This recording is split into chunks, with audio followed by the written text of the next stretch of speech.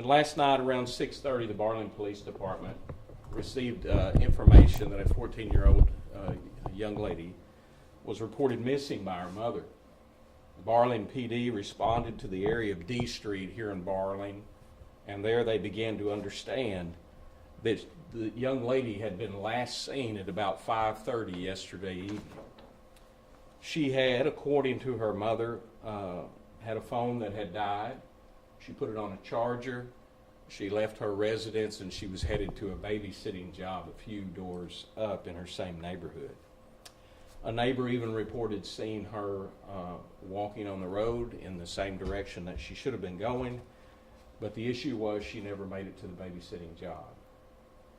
Barling PD worked through the night, and they did a good job of canvassing door to door, of doing the things they were supposed to do, notifying the media, which we thank the media for what they were able to do. A BOLO was put out to surrounding agencies, and through their efforts also an Amber Alert was created and put out, which most of you probably received. She was also entered NCIC, ACIC as a missing juvenile, which is part of the protocol for when someone is missing, which puts it out to all law enforcement agencies, not only in Arkansas but across the country. Many tips were received and they were all followed up on last night, but nothing really panned out until this morning at about 9:30. A male subject, turns out later he was a neighbor, came with the young lady to her home, and she was reunited with her family. He was from her neighborhood. He said that he found her walking in the street. He took her home. He voluntarily came here to the Barling Police Department to be interviewed. He was interviewed and released. So while we would like to think, well, there's our answers to all the questions that we have as to what happened to the young lady overnight, we still don't have those, and investigation is still continuing on that matter. A part of that process, of course, is for the young lady to be forensically interviewed and to seek to find answers to what happened. So as quick as we know something more on that, an update, if there is someone else that needs to be arrested or someone else that needs to be interviewed, the process we're going to use for that is through my email that I have all of your contact information. I'll make sure that it gets out to you. We wanted to do this, and we were hoping at this time by 1:30 in the afternoon we'd have all the blanks filled out, all the questions answered, but unfortunately we're not at that point yet. But the Barling Police Department, being led by Chief Brian Fuller, would like to thank the following for their support and assistance. First, we'd like to thank the Morgan Nick Foundation for their support of the family during this time. They are good people and they have a great mission that they fulfill. The Barling Police Department would like to thank area, local, county, and state law enforcement agencies as well as federal law enforcement partners who also helped in this investigation. But also, the Barling Police Department would like to thank the citizens of Barling, who through their cooperation and efforts throughout the night really made a difference in a safe return and a safe outcome for this young lady. I know that you probably have a lot of questions. I probably don't have the answers at this point as where we're at right now, but we will take a few questions. We also have with us Chief Fuller if there's something that he can answer. At what point did the Barling Police Department request that Amber Alert from state police? Is that an answer that is known? At what point was the Amber Alert requested from the state police? Probably, I think we started working on it by 8. At 8 o'clock last night? If anyone is familiar at all with an Amber Alert, it is not something that is taken lightly. And in Arkansas, the way that works is the Arkansas State Police is the agency of record. So there is criteria that has to be followed. For the main reason is that you don't want to issue an Amber Alert a lot to where the public gets used to it. It's kind of like every night when I go outside I see stars in the sky, right? But if there were never stars and then one night they appeared, I'd think, wow, that's something to pay attention to. Well, you have the same thought with that. So it was issued following that criteria, and it's not something that Barling PD or the Sebastian County Sheriff's Office can do on their own. and Arkansas State Police is who that has to be done through. At this point, do we believe she was abducted, or do we believe, what do we think happened? I think we would be foolish to answer that question and say we know what happened in either direction. And so right now, everything remains open, and hopefully we're gonna know more answers to give to you later. Have any arrests been made with this? No arrests have been made at this time. Is this person you interviewed, is that a person of interest, or do you believe, do you know of her cleared, or did he find her walking down the street and just take her home? Is that Well, valid? that is where we're at right now with that party. That doesn't mean it can't be revisited. But as of right now, the information that we have is that he was a good citizen who sought to get the child home to her family. Is there an ongoing threat to the community since you don't know where she was for all that time period? We have not established there's an ongoing threat to the community.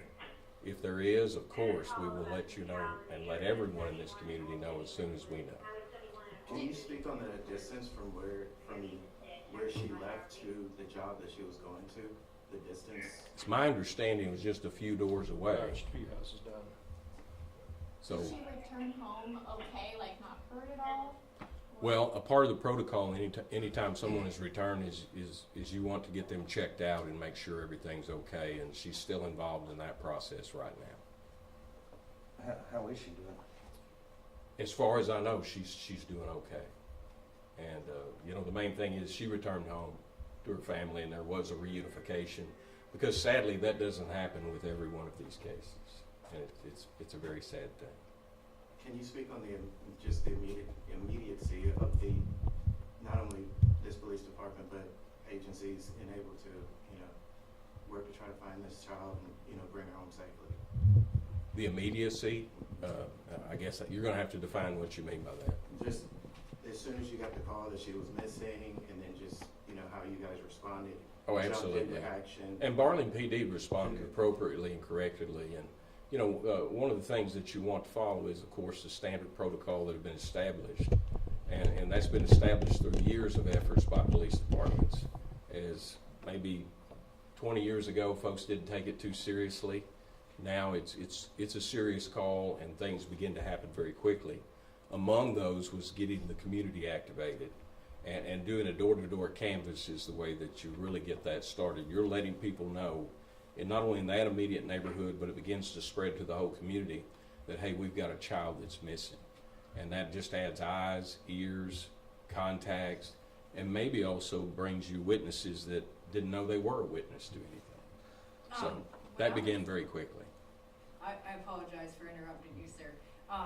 I noticed, like, when I drove over to the house, I know that there was an elementary school kind of nearby that area. Was that kind of concerning to you guys, or did you ever think about that? Like, oh my gosh, this is kind of like, if something like this could happen to her, what about, Schools are always a focus point in any community.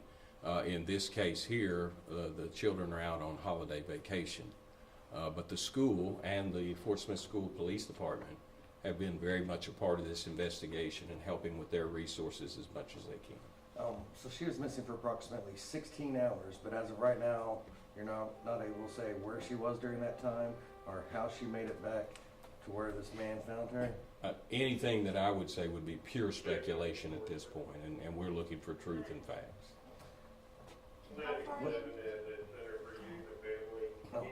Her phone was left at her house, her mom's house and stuff.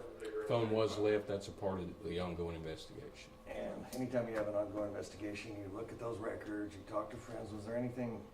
Well, I was going to say, was there anything instrumental in this? But don't know where she was or what was going on in that part. So Wish I knew what to tell you, Brett.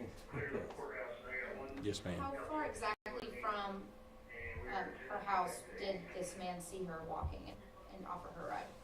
Chief. Half a block, Okay, so not very close. relatively close. Yeah. The obvious question: what kind of investigation is this at this point? Well, anything's on the table, and we are not ruling anything out at this point. And so, in answer to your question, yes, this is an ongoing investigation that we have not ruled out any possibility at this point. Once we can fill in blanks, those questions we have, then we'll begin to act appropriately. Have y'all spoken to the family that she was going to do the babysitting that night to verify that she was in fact supposed to be there. Like if I'm saying I'm going to so-and-so's house and then you call them and say, hey, is this person supposed to be coming to your house? Like, was that agreed upon? And if they said no. We have spoken to them, yes. I was present when the man brought her, and he very quickly tried to get away, didn't say anything to anyone, and just if she was a half a block away, have you guys even any idea why she didn't just continue to walk to her house? And Don't know at this point. Back to that though, he did voluntarily come to the police department and was interviewed. He was kind of cornered. Was he cooperative? Yes. Yeah. Did he say did he give a time when he first saw her? I wasn't part of the interview process. I'll have to refer to the chief. I don't remember the time. The time that I have was around 9:30 this morning, and it was all contemporaneous. And I think that's probably about all that we're going to have for right now, and I'll try to get you information as information is known to the Barling Police Department. By news time at 5 and 6, will she be back safely back home with her family? That's the hope, but of course we can't rush these things that need to be done for her benefit, for her safety and her welfare. Is there anything that you can say to the community of Barling? Absolutely. I mean, the Barling Police Department is working as hard as they can to make sure this is a safe community for families, a safe community for children, and a place that folks want to raise their families. And again, we're thankful. Barling is most thankful for the help of all the area agencies who have stepped up and done things to help them in these efforts.